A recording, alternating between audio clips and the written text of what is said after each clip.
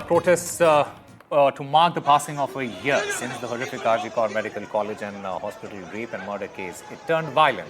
The protesters, they were lathi charged. The police, in fact, the RAF, they were also deployed in order to contain the protests. My colleague Shresi Day has more details. Police here have begun lathi charging the protesters to disperse this crowd. You can see amidst the vehicles that have been stuck in these protest rallies being targeted by the protesters, as well as bricks are being thrown at the police. Police are being targeted by bricks while they are lathi charging the protesters. Action has broken out here in Kolkata, where the victims' parents are being moved away by the police to ensure that they are not targeted in this crossfire between the protesters and the police.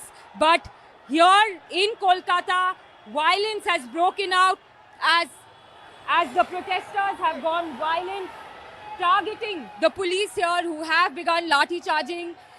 These people were going towards the state secretariat, and you can see the police have been injured in this crossfire as well. These pictures coming out from Kolkata to mark 1 year of RG Kar. Protests were supposed to be peaceful after the Calcutta High Court directed that the protests can be taken out, but you can see the kind of violence that has broken out here in Kolkata amidst the RG Kar protests, and stuck in it are the daily commuters. Even the victims' parents were a part of this rally who have now been moved out by the police. But these are the shots, these are the visuals that are coming out from Kolkata, where BJP leaders are being detained. That's Rekha Patra. She was from Sandesh Khali, a BJP candidate for the last Lok Sabha elections. She has also been removed by the police. They are being detained to ensure that law and order is maintained. The situation has gone out of control.